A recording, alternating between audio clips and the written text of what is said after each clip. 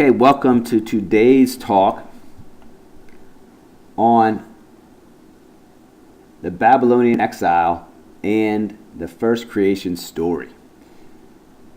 So a little background information here before we get into looking at the Babylonian exile with the help of the text on Genesis by Mary Catherine Berg.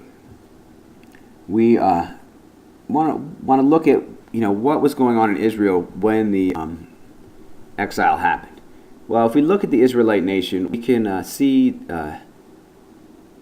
references to it in historical documents and artifacts back around as early as 1200 BC. So it seems by that time these people who identified themselves as Israelites were flourishing on the eastern shore of the Mediterranean Sea.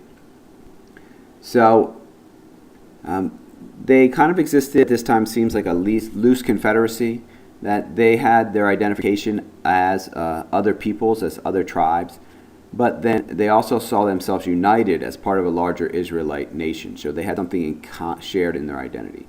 And they would help each other fight off other invading tribes. We read stories that reflect that in the Bible. Around 1000 BC, it seems that the kingship was made, that the Israelite tribes adopted a king. And traditionally this is David. Historians debate, biblical scholars and archaeologists are looking at evidence now to see how much of a king David really was, or if he was kind of more of a legendary character to kind of help prop up his son Solomon's dynasty. Regardless, you do see the Israelite tribes being referred to as a kingdom around 1000 BC sometime. Then you had the reign of Solomon within that time, and Solomon is a bona fide historical figure. No historians doubt his historical legitimacy as an actual king who ruled over this area. But Israel as a kingdom didn't last very long, only about 100 years before it split into a north and south. So the north was all the northern tribes, aka every tribe except for Judah and Benjamin, and Simeon, which is kind of included in Judah geographically. But after that split, then you actually have two kingdoms ruling with their own separate kings and understood as two nations in most ways. In 722 BC, then the northern tribes, which were called Israel, they were conquered by the Assyrians, and they kind of disappear. They basically do assimilate into Assyrian culture, although many aspects of the Israelite culture remain among in the conquered areas of northern Israel, even still today. Later on, Judah is conquered by the Babylonians. 587 BC was the date of the second siege of Babylon, and usually taken as the beginning of the exile. So that's where we're stepping in there today to talk about this exile experience when Judah was defeated and many of the Jews were sent into exile by the Babylonians in 587 BC.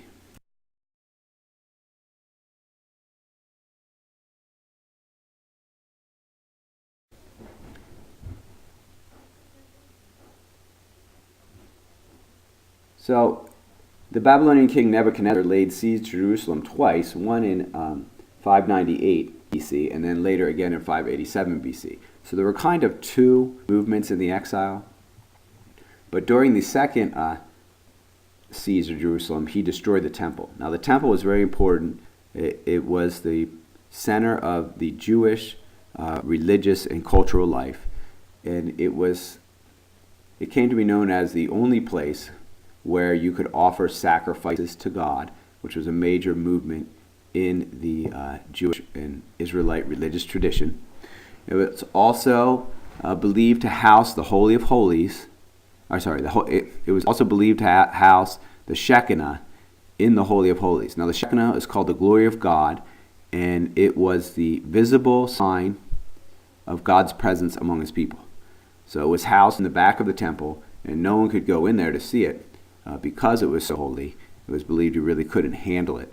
Only the high priest would go in there once a year, let it shine on his face, and then he'd come out and let the glory of God reflect off of his face onto the people. So it was a sign of the unity of the nation and the center of the religious and cultural life. So it was a big deal, we'll see, when it was destroyed. Nebuchadnezzar then took control of Judah, and he exiled the Jews from Judah, right? People from Judah, that's what Jews means in this case, or at that time. And he exiled them, not all of them. When one country conquers another and doesn't exile, they don't usually exile everybody. But he exiled people who might be influential in a revolt. People like landowners, people who were related to the royal family, people who had lots of money, people who were skilled artisans and laborers, amongst others. Scribes, educated people, people who knew how to write and read. These various groups who were kind of leadership in some way of the Jewish communities. They were taken to live in Babylon. Now, things were not that bad for them in Babylon. Compared to some other groups they could have been conquered by, like the Assyrians who conquered the north, the Babylonians didn't treat the Jews very badly in exile. They kind of just brought them in and let them live in relative freedom with the hope that they would assimilate and just basically then turn into Babylonians. Good move, right? Less of the people you conquer, more of you.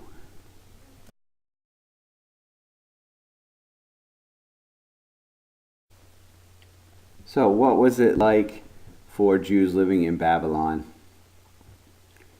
in the early exile period? Well, actually, in a lot of ways, most of them did better than they had in Judah. They had better farmland to work with. They had a nice skill set. I mean, you had people who were living in Judah. They kind of knew how to live off the land. But in Babylon, they had more water. They were less susceptible to famine. It was also safer there. They didn't have to worry about marauders invading their villages and towns as much because the capital city of Babylon kind of offered protection from those things. So it was kind of a good life, and most of the Jews did very well, or at least a lot better than they had done in Judah during the exile. Of course, living there with the Babylonians, they were exposed to the Babylonian culture, language, and religious life. Many of the Jews started to speak Aramaic, Babylonian language that was not far from their native tongue. So, I mean, it kind of looks like the Babylonian idea would work. You know, they're here, they're living with the Babylonians, things going nicely. You would expect them to assimilate within a couple generations, as typically happens.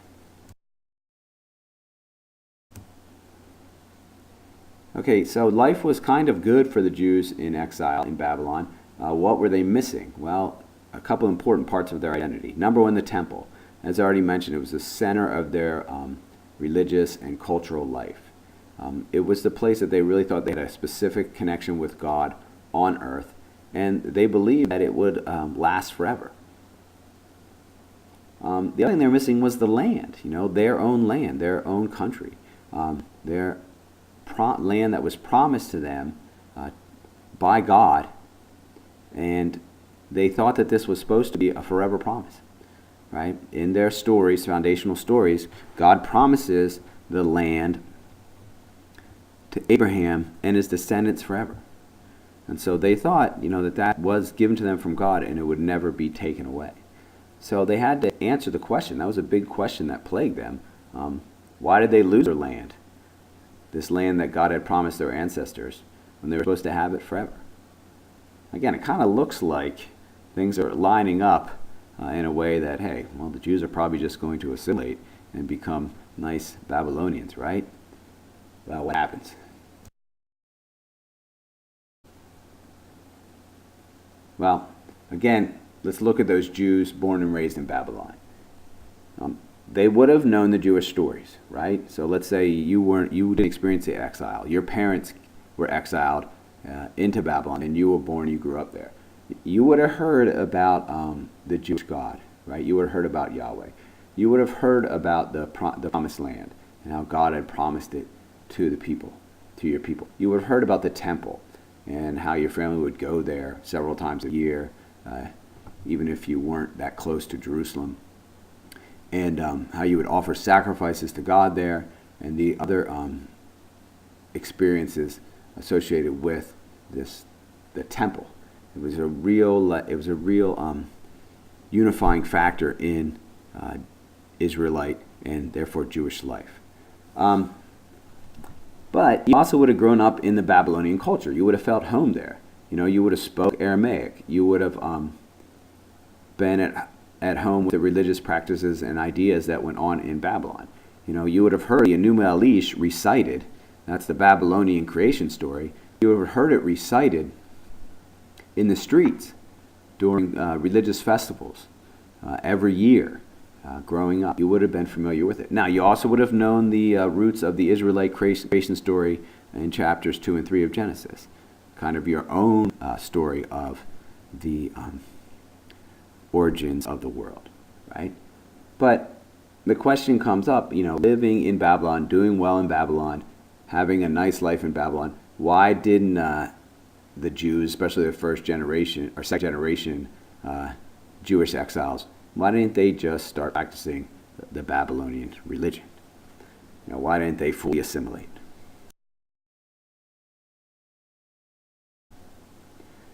Well, there were some specific efforts made by the priests and scribes within the Jewish community that helped to keep Jews Jewish. Okay? One thing was the synagogue.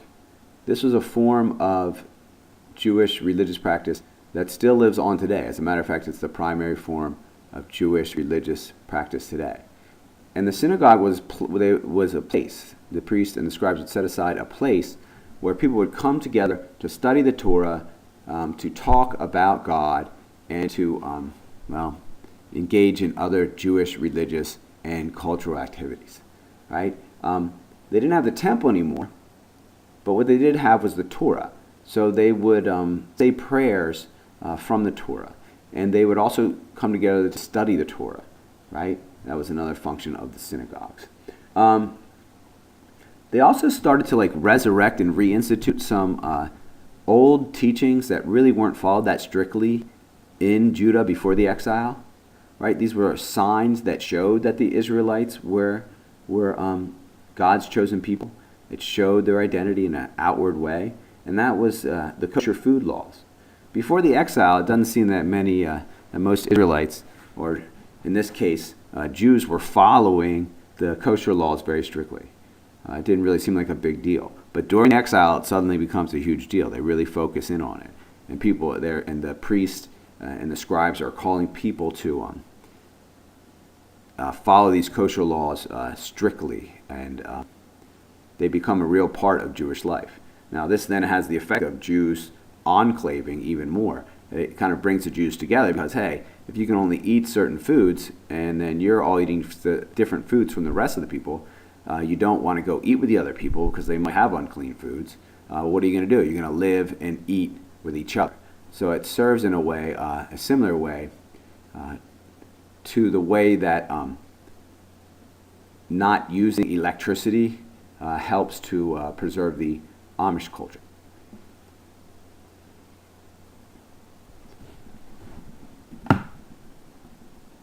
Male circumcision was another thing. Again, not that big of a deal before the exile, but during the exile, the priests and the scribes started to proclaim this as a necessary and very important part of being a Jewish male. So it really started to be more of a universal practice among the Jews.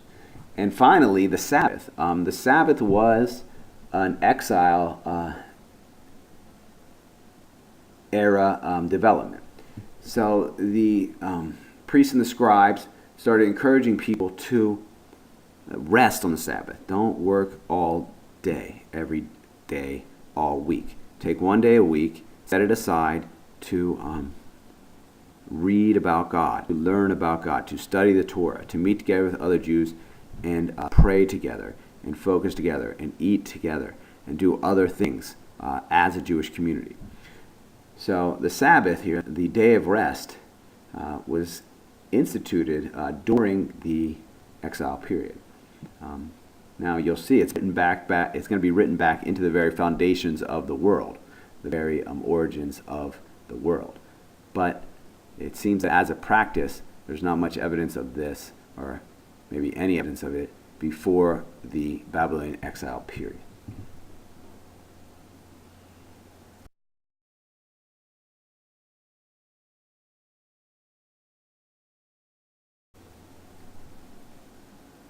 So the priests and the scribes did a lot of writing during the exile too. They had brought with them scrolls from the royal scribes in Solomon's court and the courts of the kings that came after Solomon. And so they brought these scrolls and these writings, and then when they were in the exile, they read them, and they put them together, and they edited them and changed them. Now, they did have a certain respect for them. They didn't change like a lot of elements of the stories. A lot of times they would keep a story intact, but they would stick little explanations in between them, or they would stick little extra pieces of action in the stories, right? And in this way, they were going to create a new story, or they were going to modify or redact the stories that they had from the royal scribes hundreds of years ago, and use them to answer the questions that their contemporary exiles would have. Like, why did they lose the land? Why did God allow them to be defeated by the Babylonians? Had God abandoned them? Was God even real? Was God weaker than the Babylonian gods? And what are they supposed to do now? Right? The vision of an exile wasn't part of the Israelite vision for their future. So when it happened, the scribes and the priests in exile had to answer a lot of questions.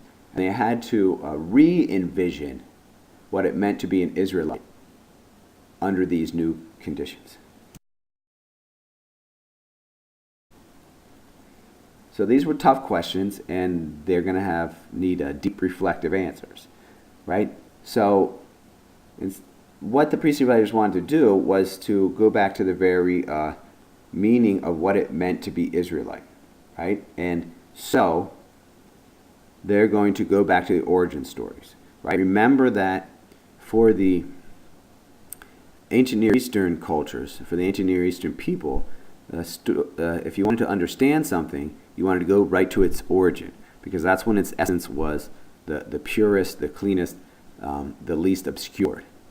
And so in order to give the Israelites a new vision of who they were, one that would work in their current circumstance, they went back to the very foundations of humanity, and the very foundations of the world. And they're going to write a new creation story.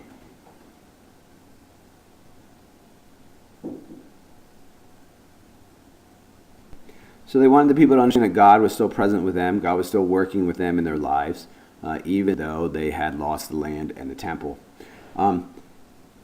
So they offer a vision of God and humanity that is going to help the Jews in the exile, right? And they're not going to reinvent the wheel here. They're not changing the idea of who the Israelites are. They're expanding their identity so that it can encompass this exile experience, right? Now, they also are going to juxtapose their vision to the Babylonian worldview, right? They're definitely saying, we don't want to become Babylonians, and so they're gonna offer kind of an alternative to the Babylonian way of understanding things. They already had their own origin story, which is the roots of Genesis 2-3, but the priestly writers during the exile felt that they needed something more. They felt that the roots of the Genesis 2 and 3 story weren't really enough to get the message across of the way that God was present with them and working through their current situation.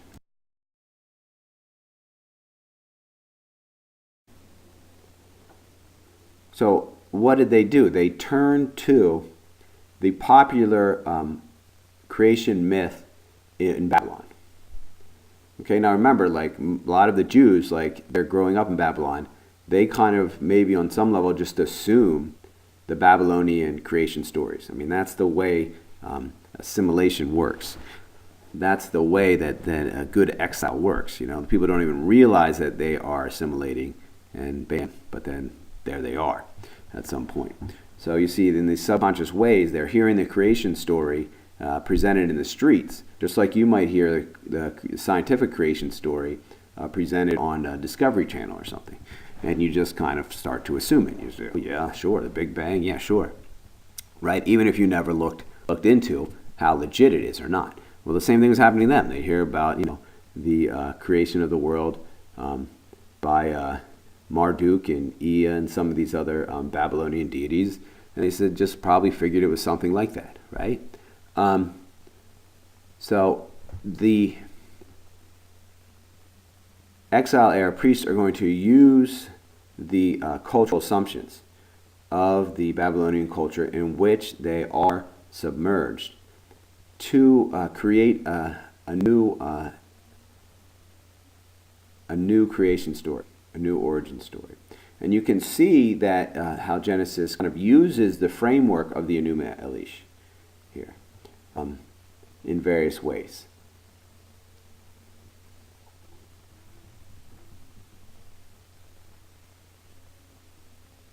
So if you look at the framework there, it seems like a legitimate theory to say, hey, Genesis is kind of a adaptation. Genesis 1 is kind of an adaptation of Enuma Elish, or maybe you want to say Genesis 1 uses the basic framework of the Enuma Elish, but it's definitely structured in a way that it would be somehow connected to the Enuma Elish creation story for the Babylonian era exiles, right?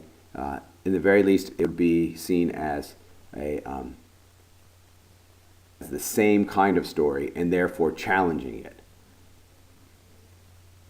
and challenging the assumptions that the Enuma Elish makes.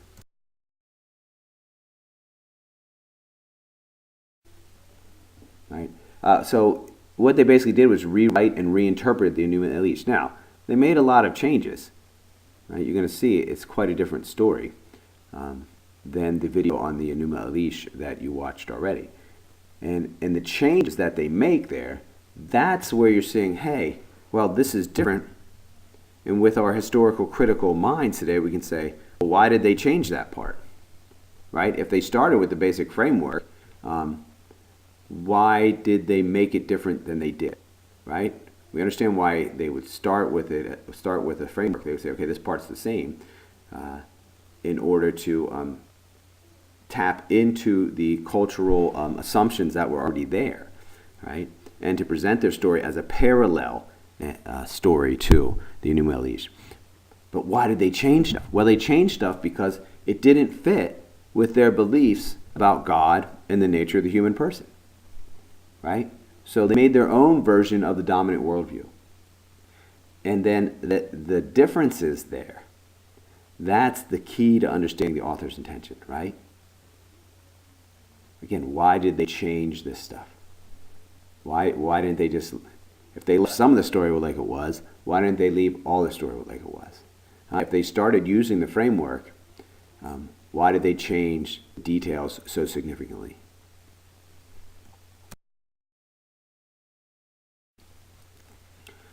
So if we look at 5 differences here between Genesis 1 and the Enuma Elish, you can see maybe what the priestly writers were trying to say with their new creation myth, right? So in the Enuma Elish, you have many gods and demigods creating many different things.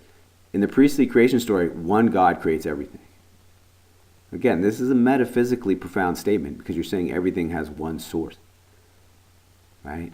And they're saying, hey, there's one God, Yahweh, right, our God, that created the whole universe, everything in it. Right? In the Enuma Elish, the gods are creating through sex and violence. Right? They're killing each other and making new things out of their parts. They're procreating with each other.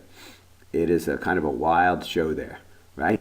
Not in the priestly creation story, right? God is simply creating the world through speech, through his self-expression, right? Again, we do see some pretty significant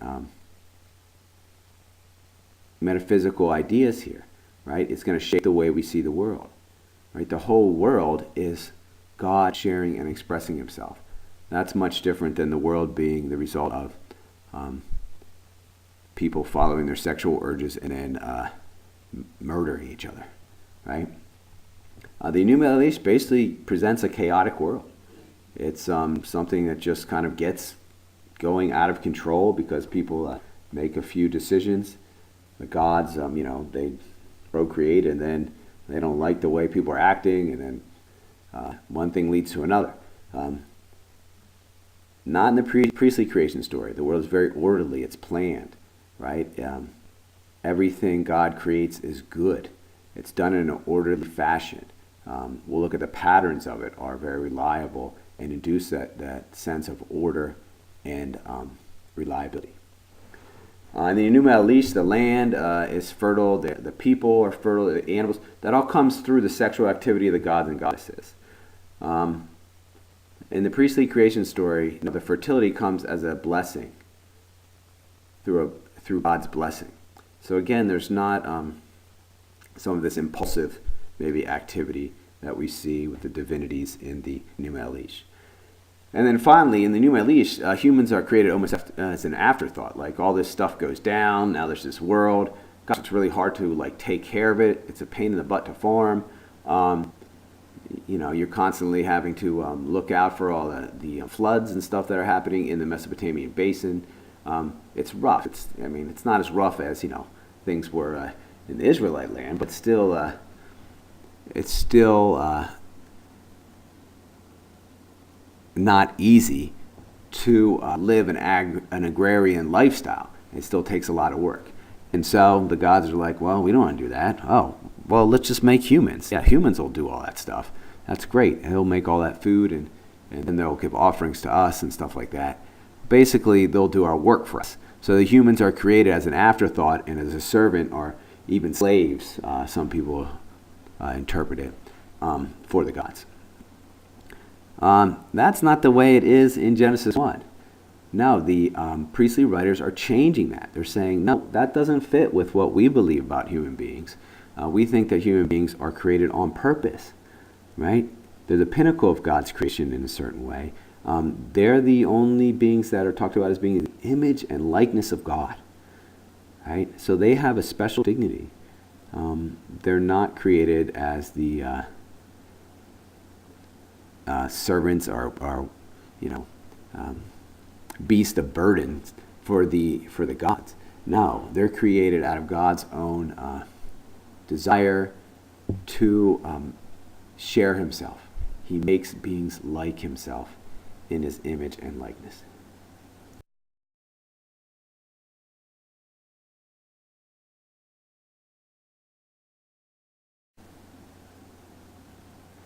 So other things we see in the text that kind of show a difference between the Enuma Elish and the priestly creation story is the repeated phrasing. There's a sense of order in planning because in every movement of creation, God says, every day of creation, he says, and God said, let there be something, and then there's something. And then after it's all named, they say, and God saw that it was good, right? And then it says, and then there was evening, and there was morning, and it names the day, right? That pattern is repeated over and over, which then induces a sense of orderliness, reliability, reasonability to the universe, right? Also, the way that God names the light and darkness, this would have been very sufficient for, very significant for the ancient Near Eastern people. Because remember, when before the world was created, it's just chaos. And in the Babylonian story, a lot of that chaos continues. But in the Israelite story, in the priestly story, you have the chaos, but then the Spirit is hovering over the waters. So the Spirit is always there. And then the Spirit kind of brings order to the chaos, right? God brings order to the chaos. And he ends up naming the light and the darkness. Now the darkness represents the chaos. So it's showing you that God is going to put a name on the darkness. That would mean in the ancient world that God controls the darkness, right?